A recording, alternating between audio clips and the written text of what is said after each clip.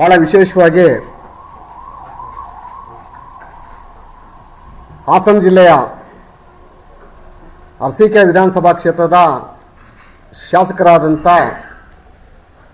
ಶ್ರೀಯುತ ಸನ್ಮಾನ್ಯ ಶ್ರೀ ಶಿವಲಿಂಗೇಗೌಡರು ಪವಿತ್ರವಾದಂಥ ಸಂವಿಧಾನದ ಅಡಿಯಲ್ಲಿ ನಿರ್ಮಾಣವಾದಂಥ ಸಂವಿಧಾನದ ದೇವಸ್ಥಾನವೆಂದೇ ಹೆಸರು ಪಡೆದಿರುವಂಥ ಸದನದಲ್ಲಿ ಮಾತಾಡಿರುವಂಥ ಪದಗಳು ಇವತ್ತು ಇಡೀ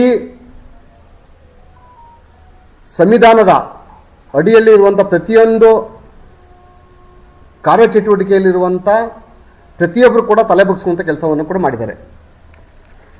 ಭಾಳ ಪ್ರಮುಖವಾಗಿ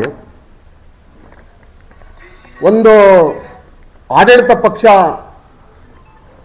ಸದನದಲ್ಲಿ ಯಾವುದೇ ಒಂದು ವಿಚಾರಗಳ ಬಗ್ಗೆ ಮಂಡಿಸಬೇಕಾದ್ರೆ ವಿರೋಧ ಪಕ್ಷ ಅದನ್ನು ಖಂಡಿಸುವಂಥದ್ದು, ಅದು ಸಂವಿಧಾನಬದ್ಧ ಹಕ್ಕು. ಅದು ಯಾವುದೇ ವಿಚಾರಗಳ ಬಗ್ಗೆ ಆರೋಪ ಪ್ರತ್ಯಾರೋಪಗಳಿರ್ತವೆ, ಅದು ಕಾನೂನುಬದ್ಧವಾಗಿರಬೇಕು, ಕಾನೂನು ಚೌಕಟ್ಟಲ್ಲಿರಬೇಕು.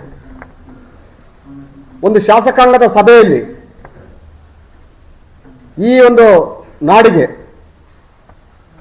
ಸಂವಿಧಾನದ ಅಡಿಯಲ್ಲಿ ಶಾಸನವನ್ನು ರಚನೆ ಮಾಡಿ ಆ ಶಾಸನಬದ್ಧವಾದಂಥ ಪದಗಳನ್ನು ಕಾರ್ಯಾಂಗ ರೂಪಕ್ಕೆ ತರಲಿಕ್ಕೆ ಮಾಡಬೇಕಾದಂಥ ವೇದಿಕೆ ಇರೋದೇ ಸದನದಲ್ಲಿ.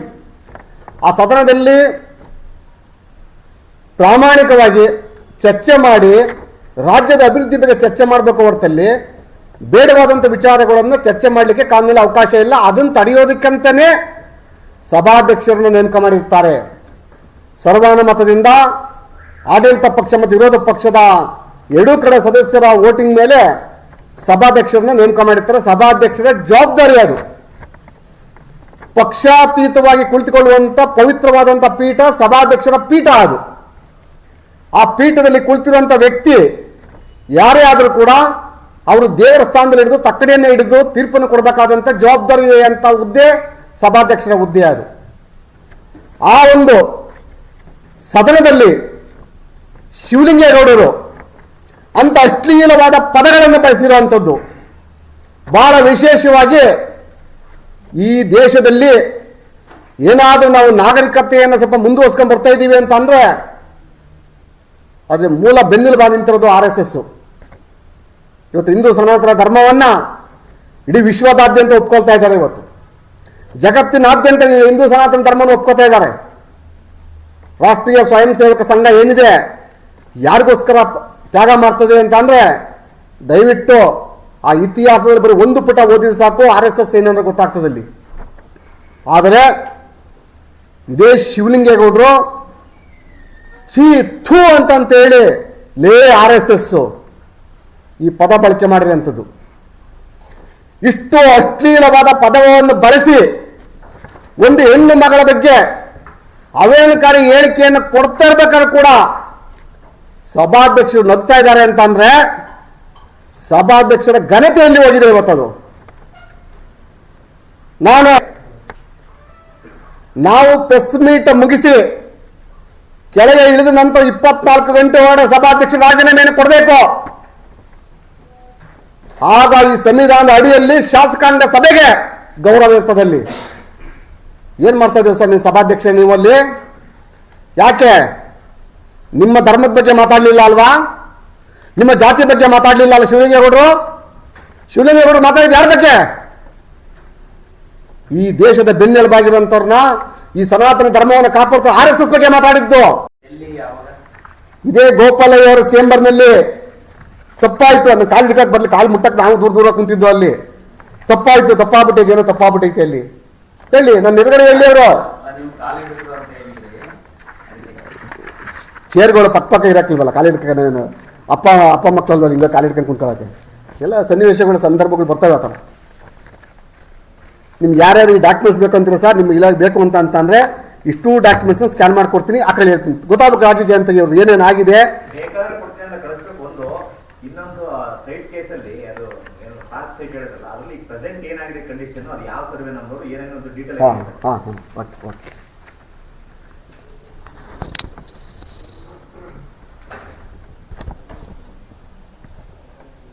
ಅರಸೀಕೆರೆ ಗ್ರಾಮದ ಸರ್ವೆ ನಂಬರ್ 290/2ರಲ್ಲಿ 5 ಎಕರೆ 10 ಗುಂಟೆ ಪ್ರದೇಶ ಕನ್ವರ್ಷನ್ ಆಗ್ತದೆ.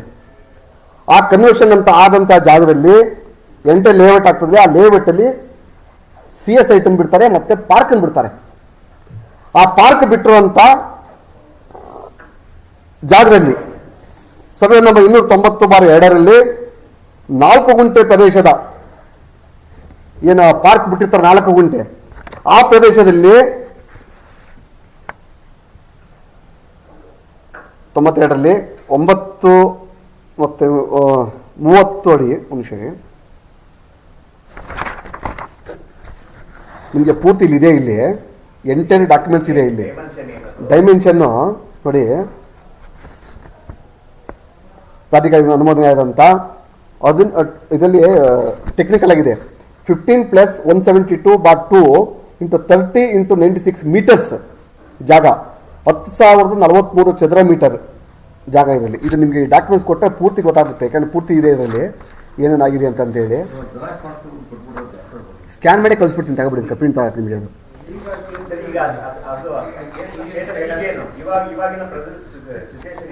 ಒಂದೇ ಒಂದು ಟೆಕ್ನಿಕಲ್ ಗ್ರೌಂಡ್ ಏನು ಅಂತ ಅಂದರೆ ಅದರಲ್ಲಿ ಕ್ಯಾಬಿನೆಟಲ್ಲಿ ಮಡಿಗೆ ಅದಕ್ಕೆ ಬದಲಿ ಜಾಗ ಕೊಡಬೇಕು ಅಂತೇಳಿ ಏನು ಜಾಗ ಆಗಿದ್ದಾರೆ ಆ ಮನೆ ಒಡೆಯೋದು ಬೇಡ, ಬದಲಿ ಜಾಗವನ್ನು ಕೊಟ್ಟು ಅದಕ್ಕೆ ಬೆಲೆ ಬಾಳುವಂಥ ಬದಲಿ ಜಾಗವನ್ನು ಕೊಡ್ಬೋದು ಅಂತೇಳಿ ಅನುಮೋದನೆಯನ್ನು ಕೊಡ್ತಾರೆ ಕ್ಯಾಬಿನೆಟಲ್ಲಿ. ಸಕ್ರಮ ಮಾಡ್ಬಿಟ್ಟದ. ಆದರೆ ಇನ್ನೊಂದು ಟೆಕ್ನಿಕಲ್ ಇಟ್ಕೊಬಿಟ್ಟೆ ನನ್ನಲ್ಲಿ, ಬದಲಿ ಜಾಗ ಕೊಡ್ಬೇಕಲ್ಲ, ಇನ್ನೊಂದು ಜಾಗ CS ಐಟ್ ಇತ್ತಲ್ಲ ಆ ಜಾಗನೇ ಕೊಟ್ಬಿಟ್ರಿ ಇವರು ಸ್ವಂತ ಜಾಗ ಕೊಡಲಿಲ್ಲ ಶಿವಲಿಂಗೇಗೌಡರು. ಅದೇ ಲೇಬಿಟ್ರೆ ಬೇರೆ ಕಡೆ ಜಾಗ ಇತ್ತು CA ಜಾಗ, ಈ ರಸ್ತೆಗೆ ಅಂತ ದೇವಸ್ಥಾನಕ್ಕೆ ಬಿಟ್ಟದಲ್ಲ ಆ ಜಾಗ ಮತ್ತೆ ಕೊಟ್ಬಿಟ್ರಿ ಇವರು. ಅದು ಎಕ್ಸ್ಟ್ರಾ ಸೈಟ್ ಮಾಡ್ಕೊಬಿಟ್ಟು ಅದು ಇಟ್ಕೊಂಡು ಕೊಟ್ಟೆ ಮತ್ತೆ ನಾನು ಅಲ್ಲಿ. Even today case number LGCP special land grabbing ಕೋರ್ಟಲ್ಲಿ 86/2018 ಕೇಸ್ ನಂಬರು. ಕೇಸ್ ರನ್ನಿಂಗ್ ಇದೆ ಈಗ ಕೇಸಿಗೆ. ಅದು ನೋಡಿ, ಇದು ಕೇಸ್ ನಂಬರ್. ಇದು ನಾನು ಅದರಿಂದ ಕಿಕ್ಔಟ್ ಹೊರಬಂದೆ. ನಾನು ಅದಾದ್ಮೇಲೆ ನಾನು ಒಬ್ಬನ ಅವನ ಮೇಲೆ ಆರೋಪ ಮಾಡೋದು ಬೇಡ ಅಂತ ನಮ್ಗೆ ಕಟ್ಟಾಕಿದ್ರು ನಮ್ಮ ಸರ್ಕಾರದವರು. ನಾವೇನಕ್ಕೆ ಅಲ್ಲಿ ಮುಂದುವರಿಬೇಕಲ್ಲಿ?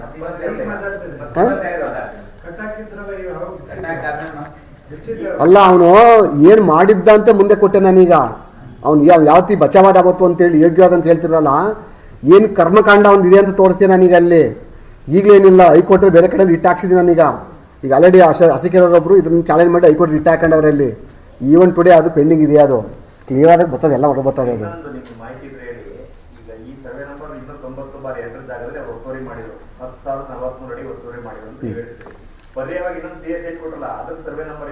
ಅದೇ ಸೇಮ್ ಸರ್ವೆ ನಂಬರ್ ಅಲ್ಲೇ, ಅದು ಉಳಿಕೆ ಜಾಗನೇ. ನೋಡಿ ಇಲ್ಲಿ KM ಶಿವಲಿಂಗೇಗೌಡ ಬಿನ್ ಮಂಜೇಗೌಡ, ವಾಸ ಮಾರುತಿನಗರ, ಅರಸೀಕೆರೆ, ಹಾಸನ. ನೋಡಿ, ಇದು ಆದೇಶದ ಪ್ರತಿ, ಕೋರ್ಟ್ ಆದೇಶದ ಪ್ರತಿ. ಇದು 2ನೇ ಆರೋಪಿ ಶಿವಲಿಂಗೇಗೌಡ. ಸರ್ಕಾರಿ ಜಾಗವನ್ನು ಕಳ್ಳತನ ಮಾಡಿದ್ದಾನೆ ಅಂತ ಹೇಳಿ, ಕಬಳಿಸಿದ್ದಾನೆ ಅಂತ ಹೇಳಿ ಜಿಲ್ಲಾಧಿಕಾರಿ ಅವರ ವರದಿ ಆಯಿತು. ಟೌನ್ ಮುನ್ಸಿಪಾಲಿಟಿ ಅವರದ ರಿಪೋರ್ಟ್ ಕೂಡ ಬಂತು. ಪುರಸಭಾ ಕಾರ್ಯಾಲಯ ಅರಸೀಕೆರೆ ನಿವೇಶನವನ್ನು ಕದ್ದು ಹೊಡೆದಿದ್ಯಾ ನೀನು ಅಂತ ಹೇಳಿ ಏನೆಲ್ಲ ಮಾಡಿದ್ರಿ. ನಿಮ್ಮ ಹುಡುಗಿಗೆ ಒಂದೇ ಒಂದು ಜಾಗ ಇದ್ದಿದ್ದ ಅವತ್ತು, ಯಾವುದೇಳಿ ಕ್ಯಾಬಿನೆಟ್ ಇಂದ ಕೈ ಬಿಡುವಂತ ವಿಚಾರ ಅವತ್ತಲ್ಲಿ. ಆ ಜಾಗಕ್ಕೂ ಕೂಡ ನೀವು ಏನ್ ಮಾಡಿದ್ರಿ, ಇನ್ನೊಂದು CA ಜಾಗವನ್ನ ಬದಲಿಯಾಗಿ ಕೊಟ್ರಿ ನೀವಲ್ಲಿ. CA ಜಾಗನೇ ಬಿಡ್ಲಿಲ್ಲ ಅಲ್ಲಿ. ಇದ್ರ ಬಗ್ಗೆ ಪ್ರಬಲವಾಗಿ ಹೋರಾಟ ಮಾಡಿದೆ ನಾನಲ್ಲಿ. ಇವತ್ತು ದೇವೇಗೌಡ ಕುಟುಂಬದ ರಕ್ಷಣೆಗೆ ನನ್ನನ್ನು ಹೆಂಗೆ ಹೈಕಮಾಂಡ್ ಕಟ್ಟಾಕಿದ್ರು ಇವತ್ತು, ಅದೇ ತರ ಅವತ್ತು ನಮ್ಮ ಭಾರತೀಯ ಜನತಾ ಪಕ್ಷ ಅಧಿಕಾರದಲ್ಲಿದ್ದಾಗ ಜಿಲ್ಲಾ ಉಸ್ತುವಾರಿ ಸಚಿವರಾದಂಥ ಗೋಪಾಲಯ್ಯನವರು ಕ್ಷಮೆ ಕೇಳಿಸಿ ಕಾಲಿಡಿಸಿ ಅವತ್ತು ಕೈ ಬಿಡು ಅಂತ ಅಂದ್ರು. ನಾನು ಕೇಸ್ ವಾಪಸ್ ತೆಗಿಯಲ್ಲ ಅಂದೆ. ನಾನಲ್ಲಿ ರಿಟೈರ್ಮೆಂಟ್ ಆಯ್ತೀನಿ ಆ ಕೇಸಿಂದ ಅಂದೆ. ಕೇಸಿಂದ ಹೊರಗೆ ಬಂದೆ ನಾನಲ್ಲಿ. ಕೇಸ್ ಏನಾಯ್ತು ಇವತ್ತು, ಇದೇ ರಿಪೋರ್ಟ್ ಮೇಲೆ ಕುಮಾರಸ್ವಾಮಿ ಅವರು ಕ್ಯಾಬಿನೆಟ್ ಕೊಟ್ಟಂತ ತೀರ್ಮಾನ ಇದೆಯಲ್ಲ, ಮಾನ್ಯ ಕುಮಾರಸ್ವಾಮಿ ಅವರೇ, ನಿಮ್ಮ ವಂಶದ ವಿರುದ್ಧ ಮಾತಾಡಿದ್ರಲ್ಲ, ನೀವು ಸಾಕಿರೋದ ಭ್ರಷ್ಟಾಚಾರದ ಒಂದು ಕೂಸು ಇದು ಶಿವಲಿಂಗೇಗೌಡ. ನಿಮಗೂ ನೈತಿಕತೆ ಇಲ್ಲ ಇವನ ಬಗ್ಗೆ ಮಾತಾಡಕ್ಕೆ, ಯಾಕಂದ್ರೆ ಅವನು ಬೆಳೆಸಿದ್ದೆ ನೀವು, MLA ಮಾಡಿದ್ದೆ ನೀವು. ಅದೇನೋ ಹೇಳಿದ್ರು ಕೆಲವರೆಲ್ಲ, ರಾಗಿ ಬಗ್ಗೆ, ಇನ್ನು ಜಲ್ಲಿ ಬಗ್ಗೆ, ಕೃಷಿ ಬಗ್ಗೆ ಹೇಳಿದ್ರೆ ನನ್ನ ಪದ ಬಾಯಲ್ಲಿ ಬರೋದು ಬೇಡ. ಅವ್ನು ಯಾವ ಬಿರುದು ಕೊಟ್ಟವರು ಈ ರಾಜ್ಯಕ್ಕೆ ಜನತೆ ಗೊತ್ತಾಗೋಗಿದೆ ಅಲ್ಲಿ. ಇಂಥ ಒಬ್ಬ ಯೋಗ್ಯವಾದ ರಾಜಕಾರಣಿ ಇವತ್ತು ಸದನದಲ್ಲಿ ನಮ್ಮ ಭಾರತೀಯ ಜನತಾ ಪಕ್ಷದ ಸದಸ್ಯರ ಬಗ್ಗೆ, ಭಾರತೀಯ ಜನತಾ ಪಕ್ಷದ ಬಗ್ಗೆ, RSS ಬಗ್ಗೆ ಮಾತಾಡ್ತೀಯ ಅಂತಂದ್ರೆ ನಿನ್ಗೆ ಯಾವ ನೈತಿಕತೆ ಇದೆ, ಯಾವ ನೈತಿಕ ಮೌಲ್ಯ ಇದೆ ನಿಂಗೆ ಅಲ್ಲಿ? ನೀನು ಎಂತ ಯೋಗ್ಯವಾದ ಮನುಷ್ಯ ಅಂತ CBI ನಲ್ಲಿ FIR ಆಗಿದೆ. ಈಗ ಎಲೆಕ್ಷನ್ ಕೇಸಲ್ಲಿ ನಿಮ್ಮನ್ನು ಕರೆಸ್ತಾ ಇದ್ದಾರೆ. ಈಗ ಅಲ್ಲಿ ಬ್ಲೂ ಫಿಲ್ಮ್ ಹಂಚಿದೀನಿ ನಾವಲ್ಲಿ, ಕ್ರಮಬದ್ಧವಾಗಿ ಹಂಚಿ ಅಂತ ಹೇಳ್ತೀಯ ನೀನು ಶಿವಲಿಂಗೇಗೌಡ. ನಿನ್ಗೆ ಹೆಂಡತಿ ಇಲ್ವಾ? ನಿನ್ನ ಹೆಣ್ಮಕ್ಳು ಇಲ್ವಾ? ನಿನ್ಗೆ ನಿನ್ನ ಅಕ್ಕ ತಂಗಿಯರು ಯಾರು ಇಲ್ವಾ? ಈ ಜಿಲ್ಲೆಯಲ್ಲಿ ಬ್ಲೂ ಫಿಲ್ಮ್ ಹಂಚಿದ್ದು ಯಾರು ಅಂತ ನೀನೇ ಬಾಯ್ಬಿಟ್ಟು ಹೇಳಿದೆಯಲ್ಲ. MP ಚುನಾವಣೆಯಲ್ಲಿ ಬ್ಲೂ ಫಿಲ್ಮ್ ಹಂಚಿದೀವಿ ನಾವು, ಕರೆಕ್ಟಾಗಿ ಕ್ರಮಬದ್ಧವಾಗಿ ಹಂಚಿ ಅಂತ ಹೇಳ್ತೀಯಲ್ಲ. ನೀನು ಒಬ್ಬ ಯೋಗ್ಯವಾದ ರಾಜಕಾರಣಿನ ನೀನು? 50 ಕೋಟಿಗೆ ದುಡ್ಡನ್ನ ಹಂಚಬೇಕು ನೀವಲ್ಲಿ. 500 ರೂಪಾಯಿ ಹಂಚಬಾರ್ದು, ಓಟಿಗೆ 500 ರೂಪಾಯಿ ಕೊಡಬೇಕು, ಮನೆಗೆ 500 ರೂಪಾಯಿ ಕೊಡಬಾರ್ದು ಅಂತ ಹೇಳ್ತೀಯಲ್ಲ ನೀನಲ್ಲಿ. ಯಾರೇ ಮಾತಾಡಿರೋದು ಇದನ್ನ? ಶಿವಲಿಂಗೇಗೌಡ, ಬಂದು ನೇರವಾಗಿ ನೀನಲ್ಲಿ ನಿನ್ನ ತಾಕತ್ತಿನ ಗುಂಡಿಗೆ ವಿಧಾನಸೌಧ ಬರ್ತೀನಿ ನಾನು ಬರ್ಬೇಕಾರೆ. ಬಾ ಎದುರುಗಡೆ ಬಾ, ಚರ್ಚೆ ಬಾ. ನೀನಲ್ಲಿ ನೀನು ಒಬ್ಬ ಯೋಗ್ಯವಾದ ರಾಜಕಾರಣಿ ಆಗಿದ್ರೆ ನಿನ್ನಲ್ಲಿ ನೀನು ದುಡ್ಡು ಹಂಚಿಲ್ಲ ನಾನಲ್ಲಿ, ಹೆಣ್ಮಕ್ಳು ಬ್ಲೂ ಫಿಲ್ಮ್ ಹಂಚಿಲ್ಲ, ಸರ್ಕಾರಿ ಜಾಗ ಹೊಡೆದಿಲ್ಲ ನಾನಲ್ಲಿ, ಜಲ್ಲಿ ಕೃಷಿ ಪಾರ್ಟ್ನರ್ ಆಗಿಲ್ಲ ನಾನು, ಸರ್ಕಾರಿ ರಸ್ತೆಯಲ್ಲಿ ನಾನು ಪಾಲ್ ತಗೊಂಡಿಲ್ಲ ಅಂತ ಹೇಳೋ ನೀನು. ಆಗ ಒಪ್ಪತ್ತೀನಿ ಹಿಂಗೆ ನೀನು MLA ನಿನ್ನ ಯೋಗ್ಯತೆಗೆ. ನಿನ್ನ ಯೋಗ್ಯತೆ ಏನು ಅಂತೇಳಿ ಈ ರಾಜ್ಯ ಜನತೆ ಗೊತ್ತಿದೆ. ಹೇಳಿ 2022 ಇಸ್ವಿ ಜೂನ್ ತಿಂಗಳಲ್ಲಿ ನೀನು ಅಧಿಕಾರಕ್ಕೆ ಬಂದಿದ್ದ MLA ಆಗಿದ್ದಲ್ಲ ನೀವು. ಊಡಾ ಕಮಿಷನ್ 3 ಕೋಟಿ ರೂಪಾಯಿ ಲಂಚವ ತಗೊಂಡಿದ್ಯಾ ನೀನು. ರೆಕಾರ್ಡ್ ಆಗಲಿ ಇದು. 3 ಕೋಟಿ ರೂಪಾಯಿನ ಲಂಚವಾಗಿ ನೀನು 3 ಕೋಟಿಗೂ ಅಧಿಕವಾಗಿ ನಿನ್ನ ವರ್ಗಾವಣೆ ಮಾಡಿಸ್ಕೊಡ್ತೀನಿ ಅಂತ ಹೇಳಿ ಮಾಡಿಸ್ಕೊಡ್ಲಿಲ್ಲ. ತಿರುಗಿ ಬಿದ್ದಾಗ ಏನ್ ಹೇಳ್ದೆ ನೀನು? ನಿಮ್ಮ ಅಪ್ಪನ ಮನೆ ದುಡ್ಡು ಕೊಟ್ಟಿಲ್ಲ, ದುಡ್ಡು ಹೊಡೆದಿದ್ಯಾ, ಕೊಟ್ಟಿದ್ಯಾ ನೀನು. ತನಿಖೆ ಆಗಬೇಕಾದ್ರೆ ಈ ಮಾತು ನಾನಲ್ಲಿ ಯಾವ ತನಿಖಾ ಸಂಸ್ಥೆಗೆ ತನಿಖೆ ಬರಲಿಬೇಕಾದಲ್ಲಿ ನೀವು ಲಂಚ ಇಸ್ಕೊಂಡಿಲ್ಲ ಅಂತ ಹೇಳಿ AEAEE ಇಂದ 1 ಕೋಟಿ ರೂಪಾಯಿ, ಮತ್ತೆ AEಗಳಿಗೆ JEಗಳಿಗೆ 10 ಲಕ್ಷ ರೂಪಾಯಿ